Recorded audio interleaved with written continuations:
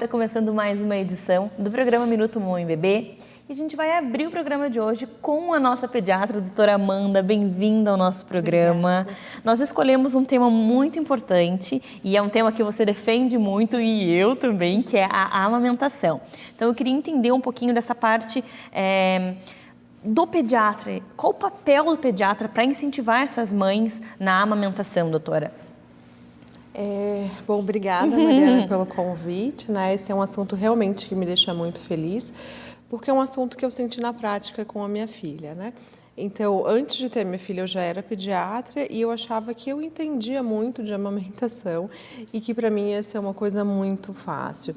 Só que, na verdade, não foi, né? A gente teve alguns problemas no começo, eu tive várias fissuras, candidíase mamária, né, complementações, que hoje eu sei que foram complementações que não foram necessárias naquele momento, e isso fez eu olhar a amamentação como uma ciência, né? Então, estudar um pouco mais a fundo o que isso e qual o impacto disso na criança, né? Porque o que a gente sabe hoje? A gente sabe que a amamentação ela pode prevenir milhões de óbitos no mundo em crianças menores que 5 anos. Ela previne infecções respiratórias, previne lá na vida adulta da criança doenças metabólicas como hipertensão, como diabetes. Ela também vai fazer com que a criança tenha um QI mais elevado. Ela tendo um QI mais elevado, ela vai conseguir ter uma escolaridade maior. Tendo uma escolaridade maior, ela vai conseguir ter uma renda maior. Então, tem uma implicação na vida dessa criança em vários aspectos. E se a gente for contar também a questão psíquica, de formação de vínculo com a mãe. Então, uma criança que tem um vínculo formado de maneira segura é uma criança que vai ter menos problemas psicossociais, né?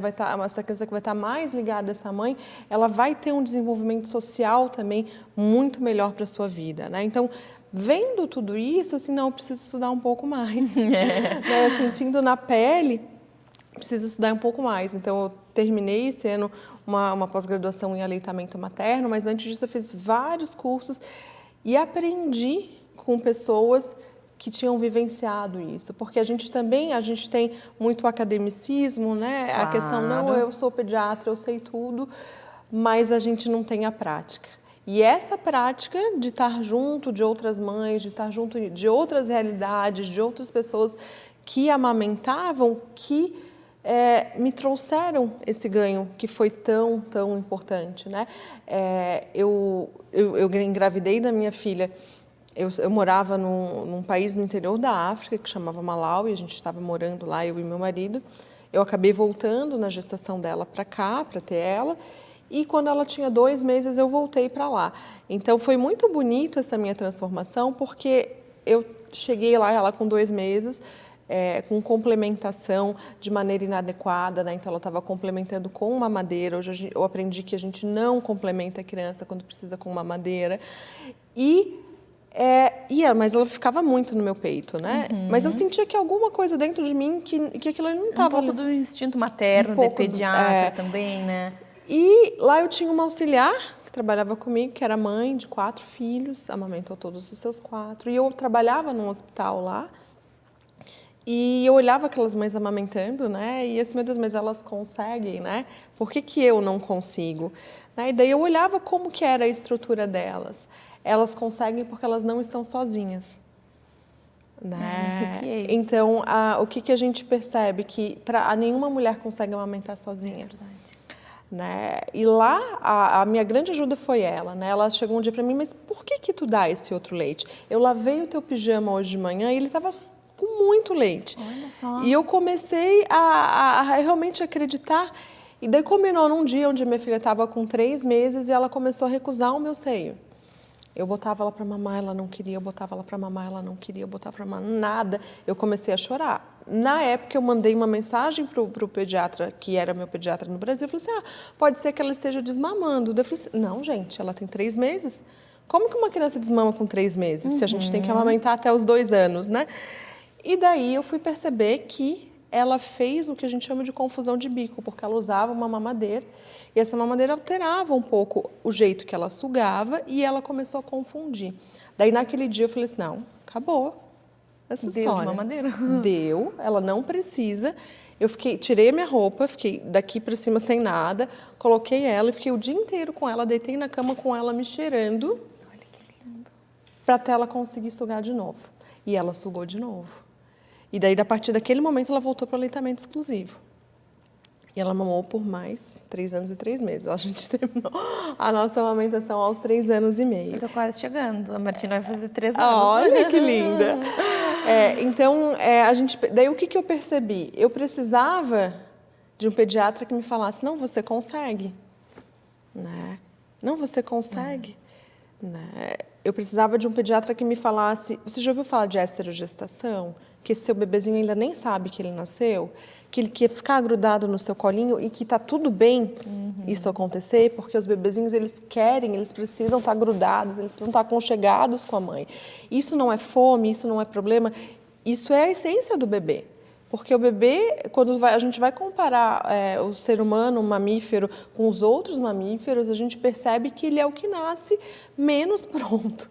Né? A gente percebe uma cabritinha, ela sai andando, um cavalinho sai andando, e o ser humano, ele não sustenta nem a sua própria cabeça. Ele não consegue fazer nada, né? Ele só sabe mamar. Ele sabe mamar, ele sabe chorar. Então, ele vai chorar por quê? Para que a gente pegue ele.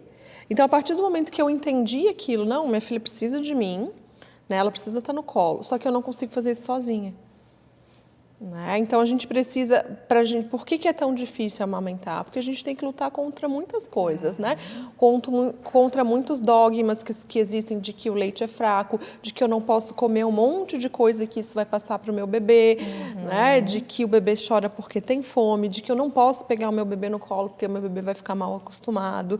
Né? Então, onde eu não posso fazer isso. Então, eu tenho que lutar contra isso. Eu preciso de uma rede profissional que me ajude. Então, hoje eu trabalho com amamentação, mas eu não trabalho sozinha. Eu trabalho com consultora de amamentação, eu trabalho com osteopata, eu trabalho com odontopediatra. Né? Então, diferente, né? É diferente. A gente tem que... Essa equipe toda está trabalhando em prol da criança. Então, eu preciso dessa minha rede profissional, eu preciso da minha rede de apoio familiar. Né? Então, tem uma pediatra que fala que a gente precisa de rede de apoio e não de rede de agouro. Né? Mesmo, adorei. Então, eu preciso dessa rede de apoio ali da minha mãe, do meu marido, de todo mundo que não me ofereça uma mamadeira numa hora de uma dificuldade. Porque eles acham que estão ajudando, mas eles estão fazendo pior. Tudo que a gente não quer ouvir aqui. Por que mamadeira? Eu não vou conseguir, eu não estou conseguindo. E a gente se sente impotente, né?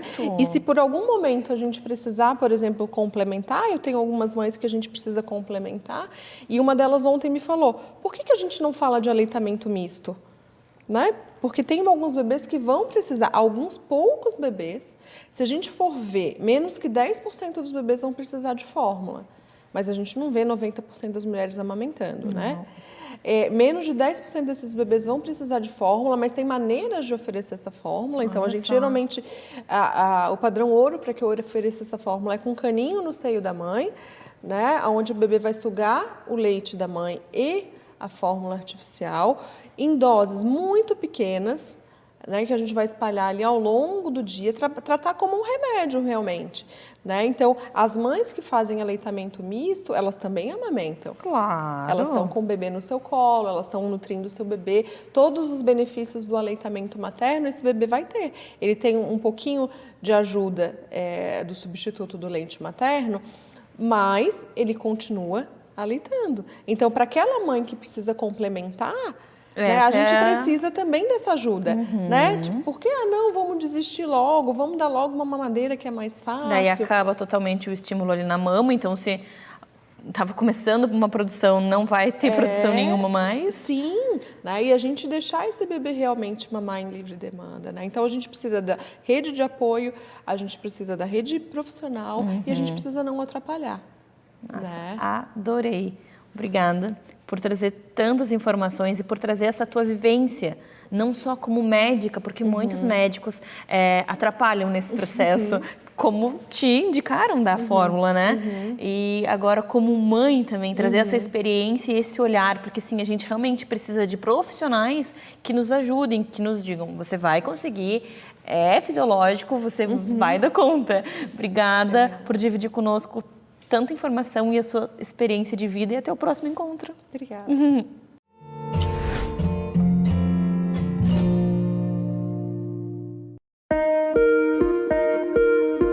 O ecocardiograma fetal é o exame de ultrassom do coração do bebezinho. O coração do bebezinho é avaliado dentro da barriga da mãe. É realizado com um aparelho de ecocardiograma, um aparelho de ultrassonografia. Pode ser realizado precoce ou mais tardio, sendo que tem uma idade gestacional adequada para a realização, que é entre 24 e 28 semanas. Mas pode ser feito antes, pode ser feito depois. Avalia a anatomia do coraçãozinho, formação, função do coraçãozinho do bebezinho ainda dentro da barriga da mãe.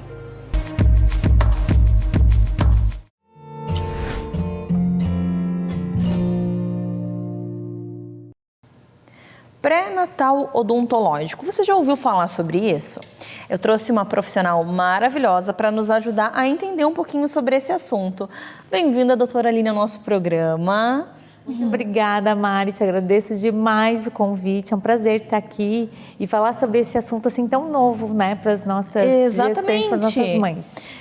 Antigamente não se falava sobre isso, se falava sobre o pré-natal, onde a gente acompanhava todo o crescimento do bebê, a barriga e ok. Mas hoje a gente já sabe que existe um pré-natal odontológico. Como é que ele funciona? O que vocês fazem? Conta para nós da importância desse acompanhamento.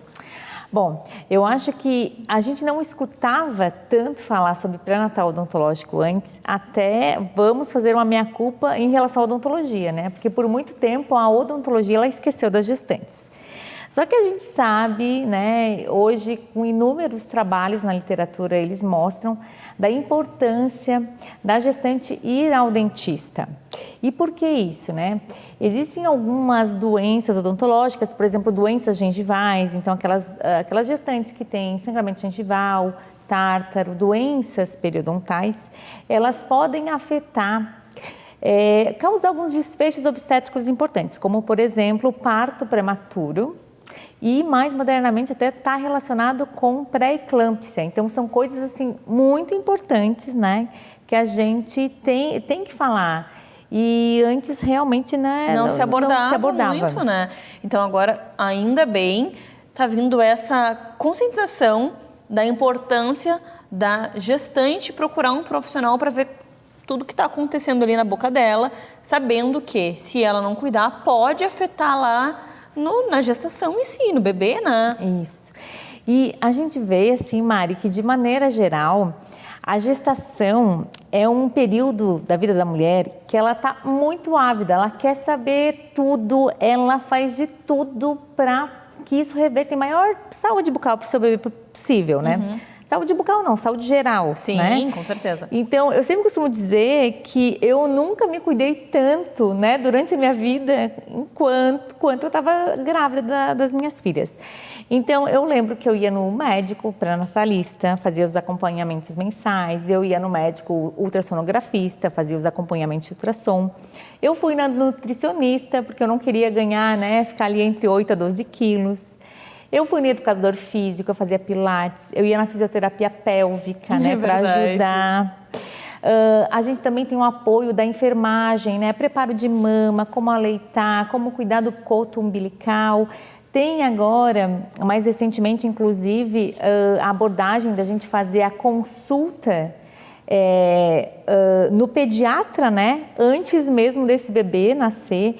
Então, a gente vê uma gama de profissionais que cuidam dessa mulher enquanto ela está gestante. E onde estamos nós, dentistas, né? Ainda mais levando em conta da necessidade mesmo, da importância. Então, é por a mulher estar grávida que ela precisa ir ao dentista. Só que, por que, né, esse muro? Por que essa dificuldade das gestantes irem até os dentistas, né? O primeiro ponto é porque por muito tempo o dentista teve medo da gestante, não é assim? Olha só. Por quê? Porque a gestante é pra gente um ser muito especial, né? Então a mulher tá ali formando um bebezinho e nós, né, dentistas, nós temos uma profissão muito intervencionista. Então, a gente faz anestesia, a gente faz radiografia, a gente faz procedimentos cirúrgicos, né? Extrai dente, faz restauração.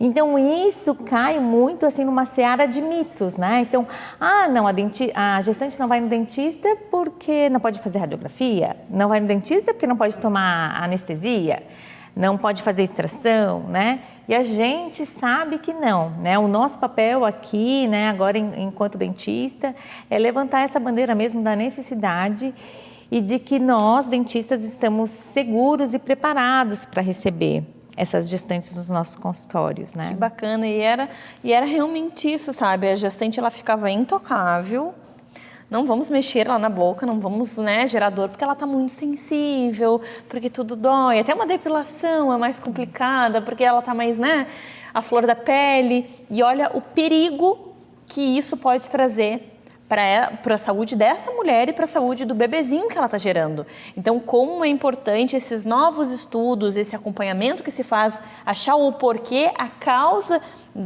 de todas as situações, para a gente intervir a tempo, saber que a medicina é muito inteligente e é capaz de transformar realidades. Então, agora vocês estão trazendo essa nova realidade para nós. A gestante, ela tem que ir ao dentista, principalmente por estar grávida.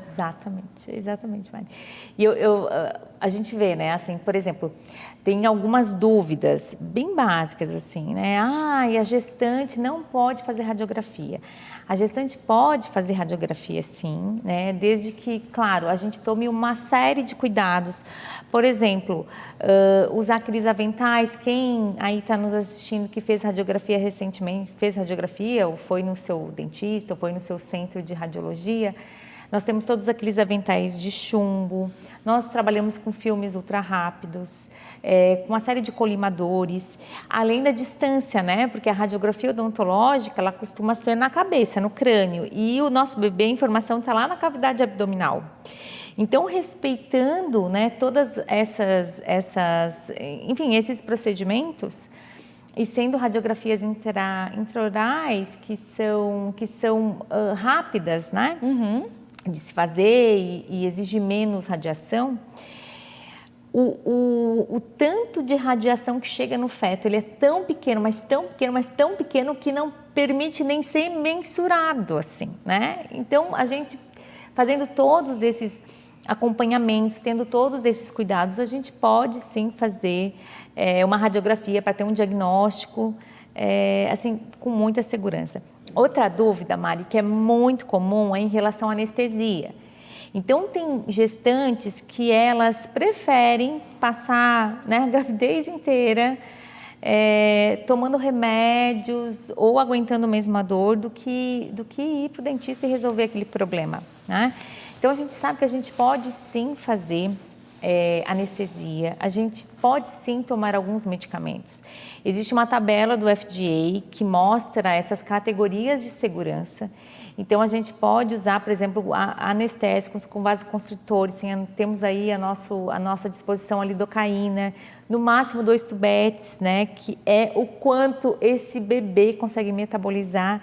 Então, para ver como, assim, a gente pode fazer, a gente pode tratar a gestante pode ir com tranquilidade, né? Então, é justamente por ela estar grávida que ela precisa fazer isso.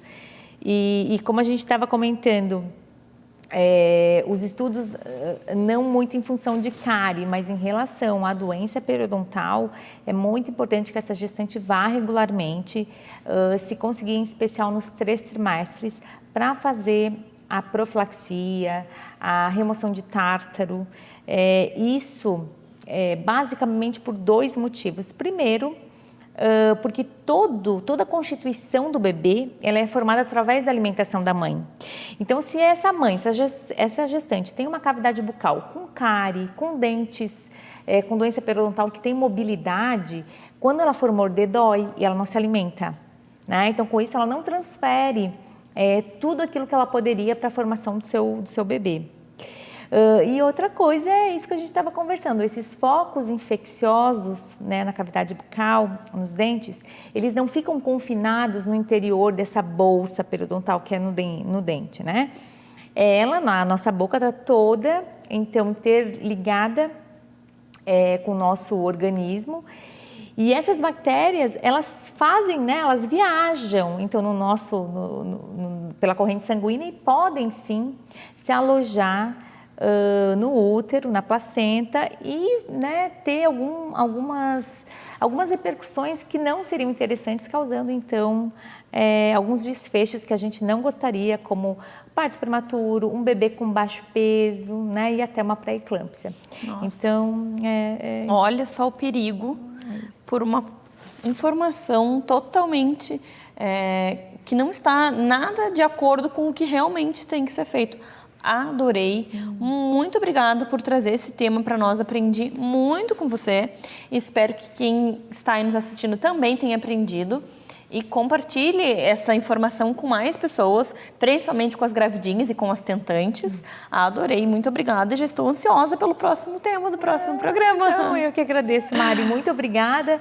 Eu fico à disposição.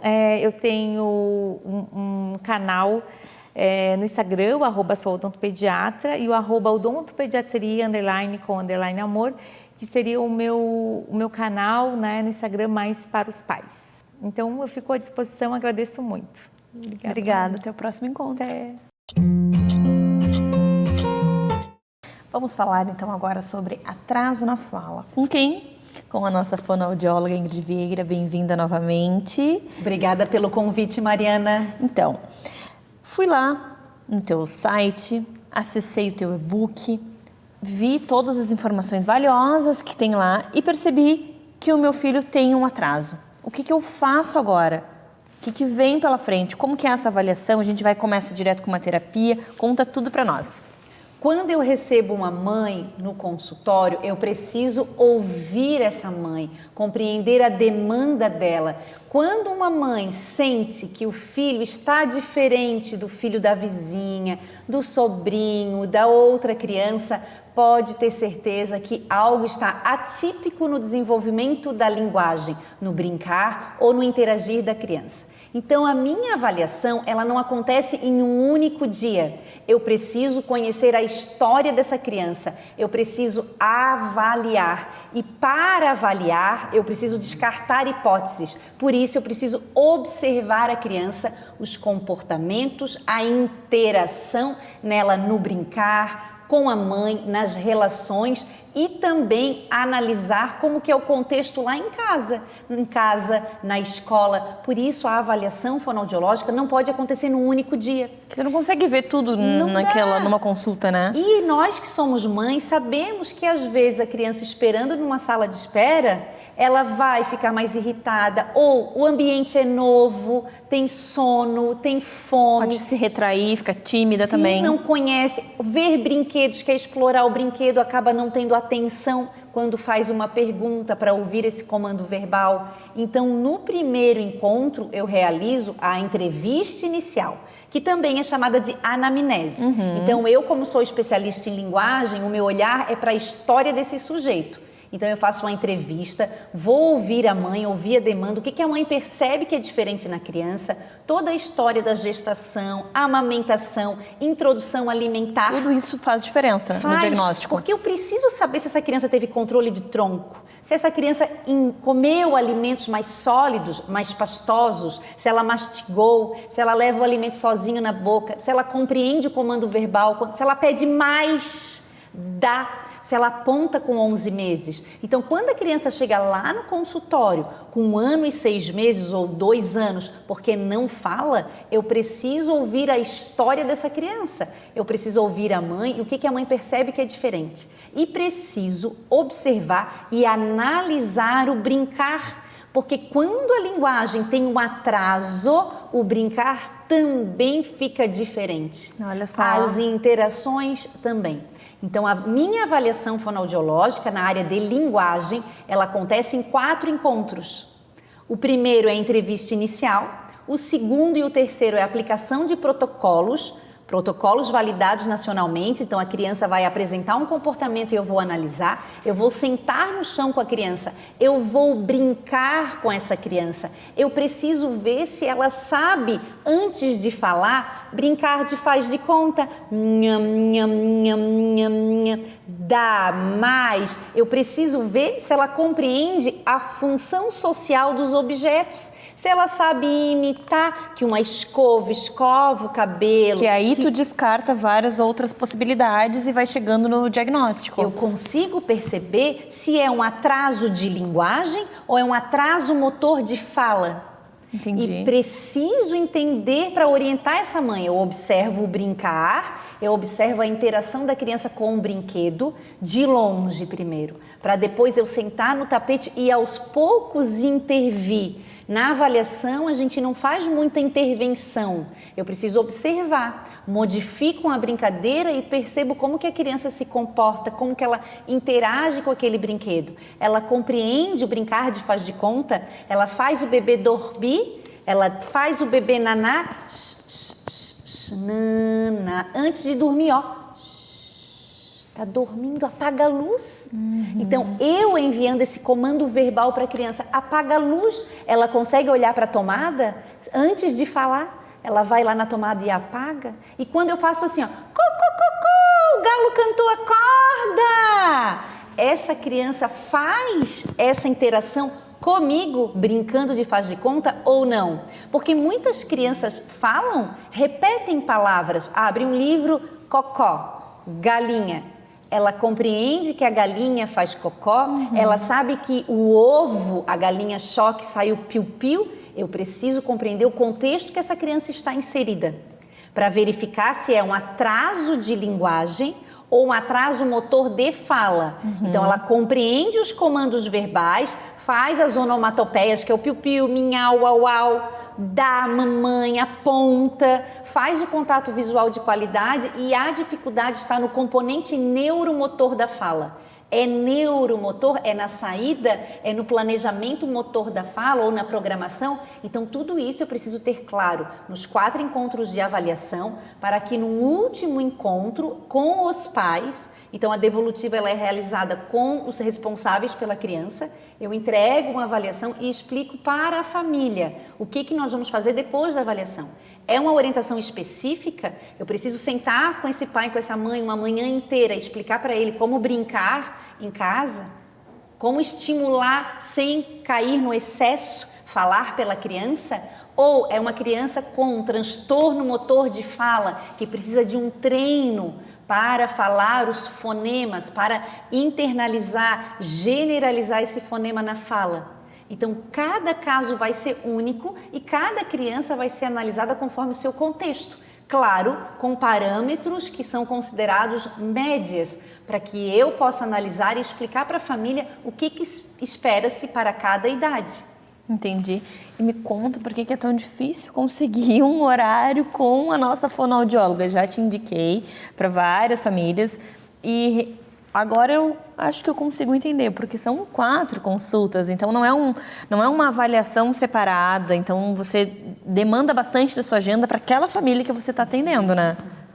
Eu tenho os meus horários das crianças que são acompanhadas comigo e que em muitos casos ficam 6 meses, 1 ano em intervenção fonoaudiológica. E tem as famílias que precisam da avaliação. Eu vou avaliar e fazer a devolutiva para cada família olhando o contexto da criança. E demora porque eu preciso analisar como é na escola, preciso analisar os vídeos que a família encaminha de casa dessa criança brincando no parque para depois dar um diagnóstico fonoaudiológico. E observarmos se é atraso de linguagem, é mais de 6 meses atrasado do que eu espero da média, é um transtorno de linguagem, é um atraso motor de fala ou já é um transtorno motor de fala, que daí entra a apraxia de fala, o transtorno fonológico, os transtornos dos sons da fala. Cada caso é único e cada família precisa de muita atenção para depois a terapia, que são as intervenções fonoaudiológicas. Que fantástico, que carinho e que cuidado.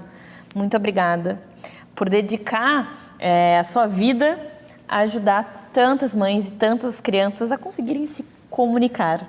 E nós precisamos ter esse cuidado mesmo, nós profissionais, em avaliar com muita calma e observação, porque não é só a criança não falar. Eu preciso ver como é que a interação, esse contato visual de qualidade, a triangulação, a relação, a interação com a família, a linguagem não verbal.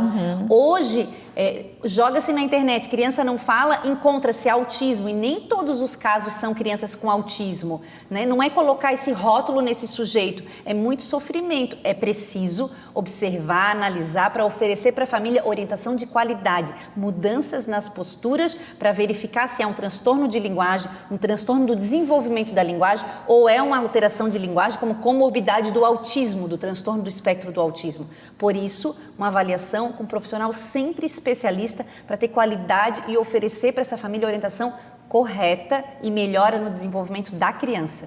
Muito obrigada por trazer tantas informações. Realmente eu sempre aprendo muito contigo e tenho certeza que quem está nos acompanhando aprende também. Muito obrigada, até o próximo encontro. Até o próximo. Se tem algo que uma mãe se cobra e deseja muito, é ser perfeita.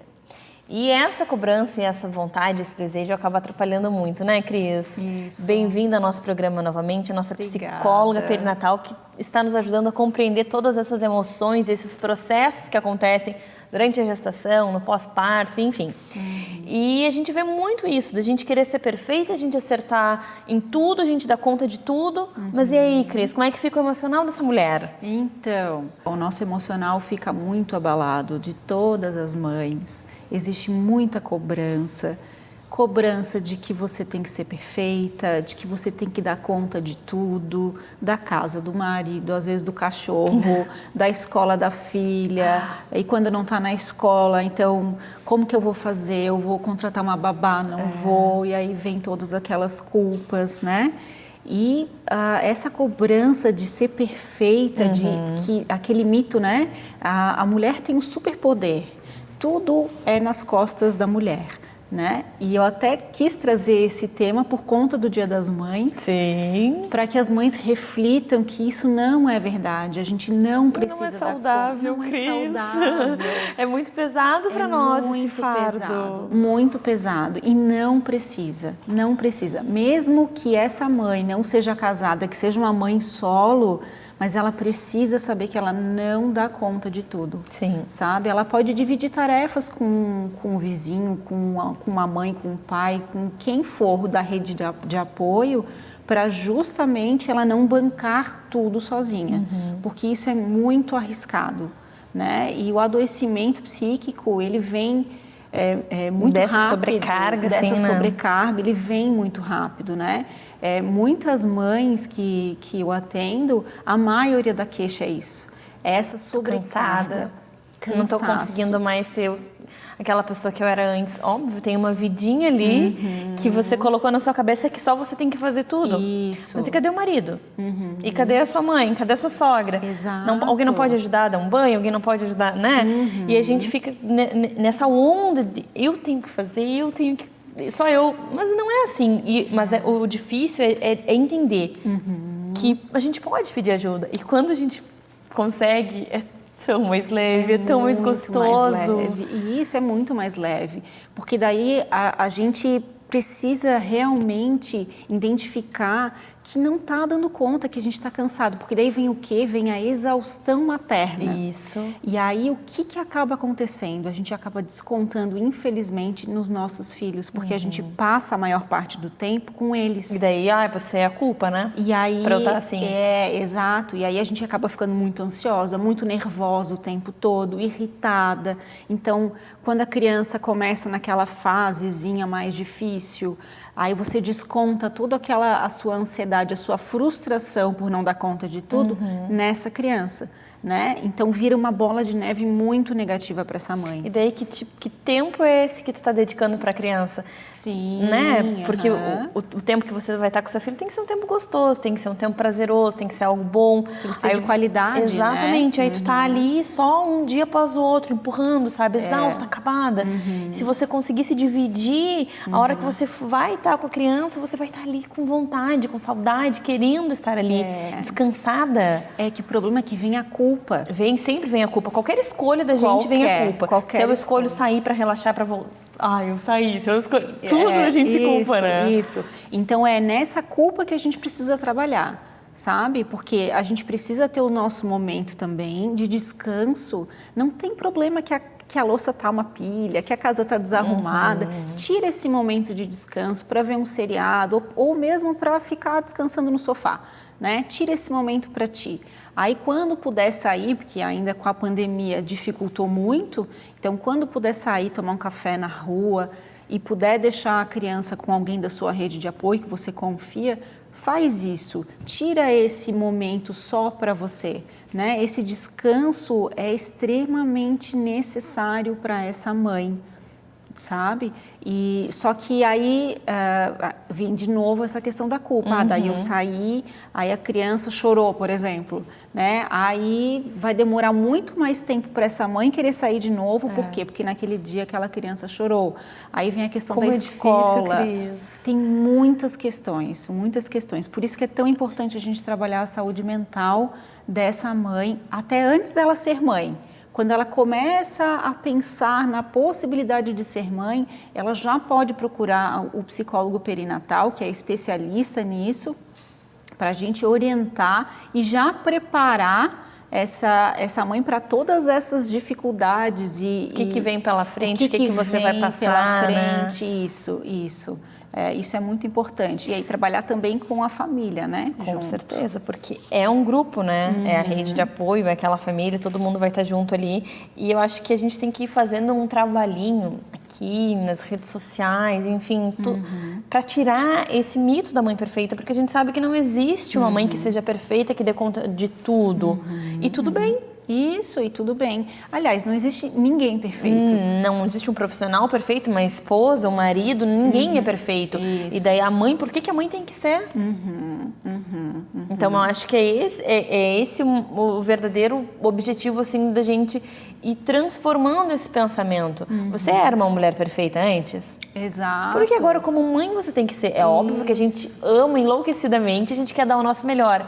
Mas o seu melhor já é o melhor, já basta isso, né, Cris? E a criança já sente isso.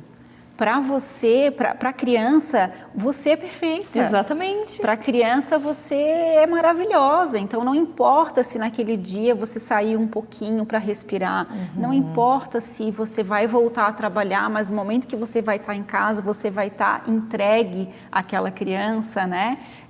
Entregue àquela família. Então, é isso que importa. É você ter saúde mental para poder ficar realmente com o seu filho com tempo de qualidade e com paz e com leveza, com prazer, exatamente. Ai, Cris, é muito emocionante porque quem é mãe sabe que não é fácil, que é algo que mexe muito com a gente e a nossa saúde mental, ela precisa ser analisada com muito carinho, porque quando a nossa cabeça não está funcionando bem, a gente não vai conseguir fazer nada direito, né? Sim. Obrigada certeza. por nos ajudar Imagina. a entender um pouquinho sobre essa parte tão importante da maternidade que é a saúde mental. Muito obrigada por dividir tanto conhecimento sempre aqui conosco e até o nosso próximo encontro. Até.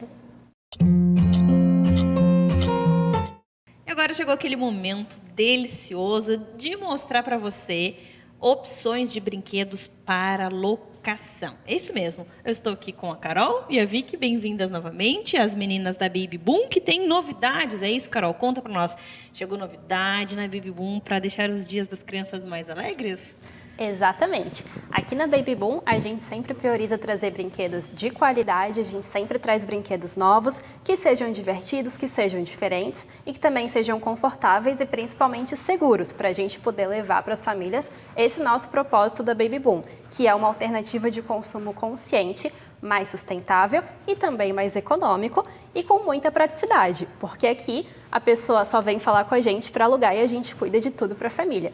Então, pensando nisso, a gente está sempre buscando brinquedos novos para as crianças e as famílias terem mais opções e poderem se divertir bastante, brincar de bastante coisas diferentes. Aqui a gente trouxe alguns produtos novos que a gente tem agora disponível para locação e a gente vai conversar um pouquinho aqui sobre eles. Essa aqui é a nossa bicicletinha de equilíbrio. Ela é uma bicicletinha para crianças a partir de 12 meses e pode ser usada por crianças até os 20 quilos. Ela é uma bicicleta super segura porque ela funciona aqui como um triciclo, tem essas duas rodinhas na frente e essa rodinha maior atrás, e ela não tem pedais. Então é para a criança realmente se equilibrar, para ela começar a ter uma postura e para poder ir se adaptando a uma bicicleta convencional. E assim ela pode brincar, ela pode ser empurrada por um adulto e com isso as crianças podem brincar junto com as suas famílias. Que legal, adorei. 20 quilos, então dá, por exemplo, a Martina que vai fazer 3 anos, não tem 20 quilos, ainda pode usar. E é uma forma, porque eu vejo que ela mesma não está preparada ainda com os pedais, e ela brinca dessa forma numa motoquinha que não é adaptada. Adorei. Vicky, conta um pouquinho para nós sobre os novos produtos que chegaram na Baby Boom. Mari, chegou um produto muito legal que eu particularmente estou fascinada, que é o primeiro assistente de voz do bebê. Ele funciona como hoje em dia a gente tem o assistente de voz do Google, da Amazon, que é aquela famosa Alexa. Então a gente tem aqui uma versão para bebês. Com o comando de voz do bebê, ele responde e o bebê consegue interagir com o brinquedo. Então ele ensina o alfabeto, ensina os números, ele ensina um pouco sobre tempo ensolarado, chovendo, nevando. Tem umas 60, 65 músicas e principalmente o que eu acho mais legal é a parte do som dos animais. Então o brinquedo emite alguns sons, o som da vaquinha, o som do cachorrinho, e o bebê, a criança, tem que responder qual é o animal. E aí sim, o comando de voz diz se está certo, se não está, se está certo ele toca uma musiquinha, acende as luzes verdes, mostra indicando que a criança acertou, e se está errado ele ensina o correto, ele mostra que está errado. Então achamos assim bem inteligente, bem diferente. E já é uma forma da criança interagir com as tecnologias que estão chegando, mas de uma forma lúdica e exatamente para a faixa etária deles. Que legal, e assim, para a linguagem, desenvolvimento da linguagem, para ajudar na fala, aumentar o vocabulário, achei sensacional. Com certeza a nossa fonoaudióloga vai gostar dessa opção também de brinquedo. Vicky, e esse laranjinha? Esse laranjinha já é para os bebês que estão começando a querer engatinhar ou a dar os seus primeiros passinhos. Ele tem as músicas, ele é bem barulhento para aqueles bebês bem agitados. Alguns já se assustaram, a gente agora está recomendando para uma faixa etária um pouquinho maior.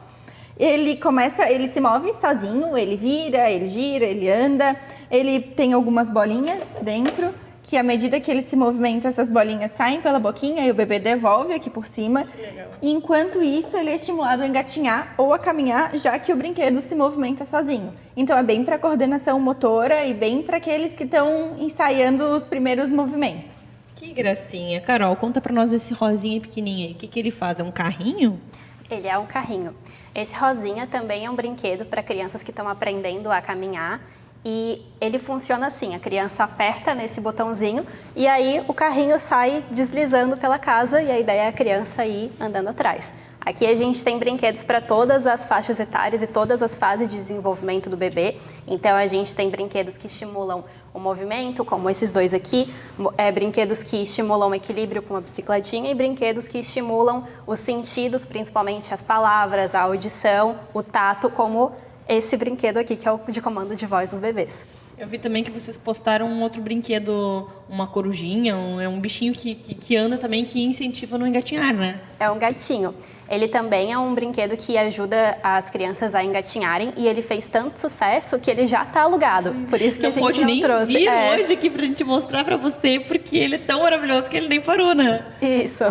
Ô, Carol, e me fala um pouquinho assim, vocês trabalham com algum tipo de plano de mensalidade, se aquela família quer manter essa questão do aluguel e quer ir trocando, vocês têm algum plano sim para oferecer ou realmente vai sempre renovando? Como é que funciona? Porque a gente sabe que vocês têm diversos brinquedos, então incentiva a fazer essa troca. Então eu devolvo um e eu quero um novo, daí eu renovo o plano por 15 dias, 30 dias, como é que funciona essa parte?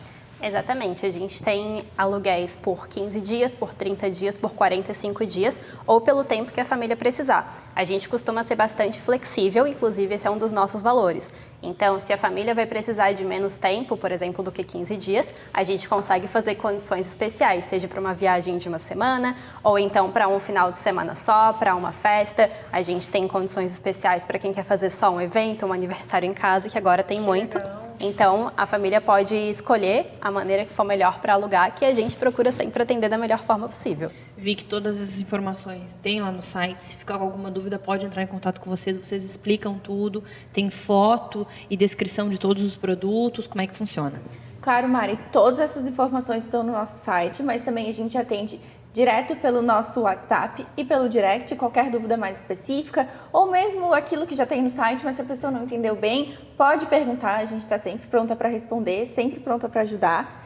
E também sobre os nossos planos, a gente não tem planos, justamente para que as famílias elas fiquem bem livres para escolher exatamente o produto que elas querem. Às vezes o plano tem uma mensalidade e o produto que a família precisa é inferior, o valor é inferior à mensalidade. A gente quis deixar realmente todo mundo bem livre, bem à vontade para escolher só o que quer, pelo tempo que quer, para que não gerasse, às vezes sobram créditos. Obrigação, né? Exatamente. Eu preciso locar porque eu paguei o plano. Não, Exatamente. eu vou locar porque eu realmente quero, porque eu gostei, porque está precisando, Exatamente. né? A gente leva bem a sério a flexibilidade que a gente tem como valor. Então, isso é muito forte na gente para que as famílias fiquem bem livres para só fazerem o que elas querem e o que elas precisam. Que bacana, meninas, adorei. Vocês são, não, como eu sempre digo, vocês não são mães, mas vocês sempre me surpreendem.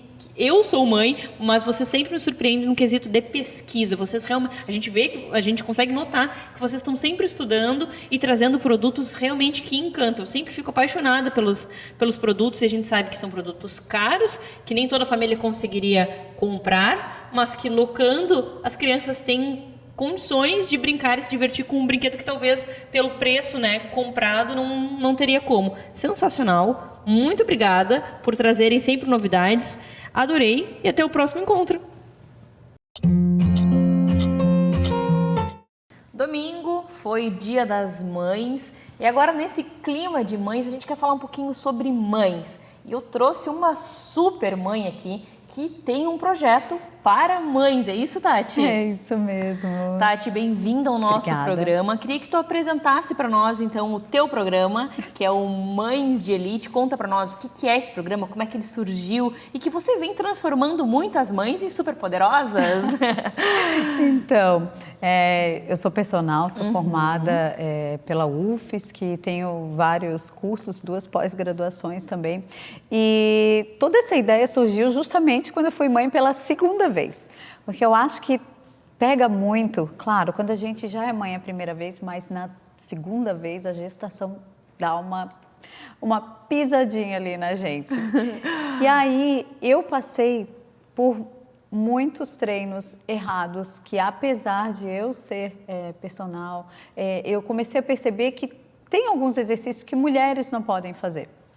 E além de tudo isso, toda a transformação que acontece no nosso mundo. Apesar de eu já ser mãe, mas a vinda de mais um filho realmente traz uma transformação incrível na vida da mulher. E eu estava num momento muito focada na minha profissão, e aí online, trabalhava muito, comecei a migrar então para o online.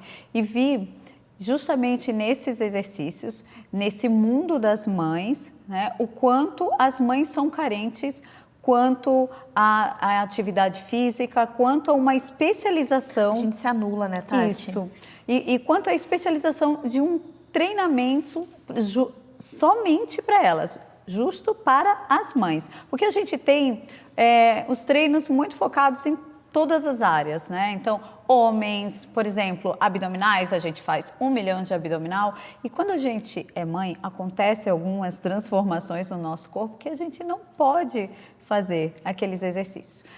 Então, eu pensei nesses exercícios para as mães, só que dentro de um programa onde ela, como você disse, não se anule. Então, voltar a se sentir mulher, se sentir atraente, voltar a se gostar, estar centrada na sua energia, porque o Mães de Elite, ele busca isso.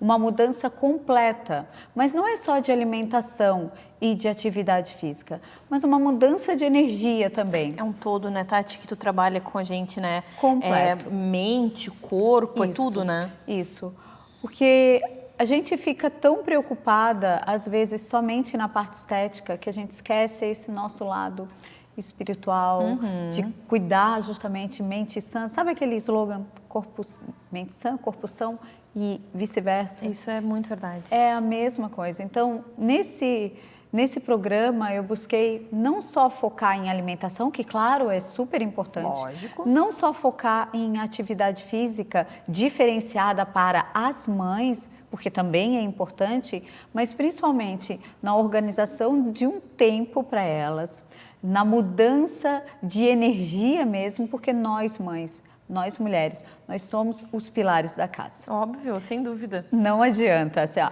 acorda um dia de pé esquerdo para ver se a casa inteira não fica Vira toda virada, também. não é? Nós precisamos estar muito centradas.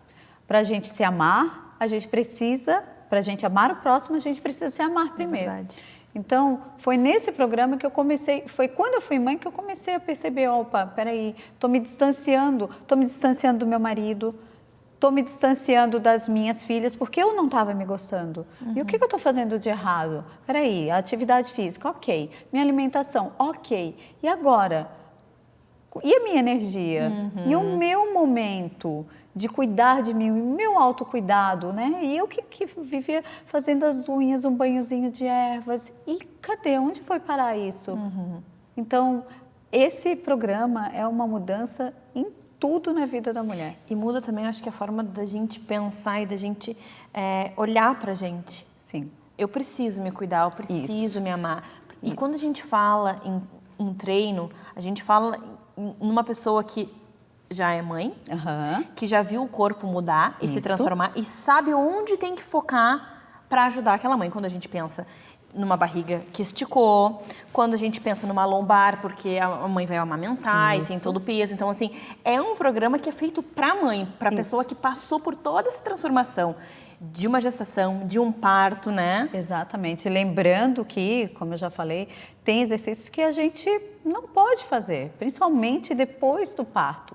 Então, nesse programa, eu busquei, assim, focar naquela mãe, visando tudo que eu passei, tudo que eu fiz de errado também. Eu quebrei cabeça, tive que estudar muito, tive que sentir no meu próprio corpo, como eu tive diástase, então eu senti no meu próprio corpo hérnia umbilical para poder entender. Parece Deus faz as coisas perfeitas. Não, você vai passar por isso. Para poder ensinar mesmo. Para poder ensinar para as mulheres. Que legal, Tati. E toda a parte que eu estava me anulando. Eu, antes da minha segunda filha, eu conseguia tirar um tempo para mim, para ficar pelo menos uma sexta-feira no salão. E depois, com 2 filhos, a gente faz como isso?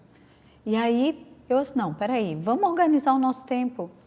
Vamos pensar em como se organizar, em como fazer de novo aquele momento, nem que seja os 5 minutinhos para meditar, para se centrar e para começar o dia bem. Então, foi aí que surgiu a ideia do Mães de Elite, teve algum tempo de estudo, né? A gente foi com a ajuda, meu marido também me ajudou muito, a gente pensou tanto na alimentação, com a ajuda de nutricionista, quanto na parte de treino. Então, e aí foi que surgiu o Mães de Elite, que está aí fazendo sucesso. E quem quiser participar, como é que funciona? Tem um grupo, a pessoa pode adquirir, são vídeos, Explica para nós como que funciona. Tá, então. O Mães de Elite é um programa que a gente vai lançando, né? Porque como tem algumas aulas ao vivo, a gente não consegue deixar ele sempre ali à disposição para a pessoa entrar, para a mãe entrar a qualquer momento.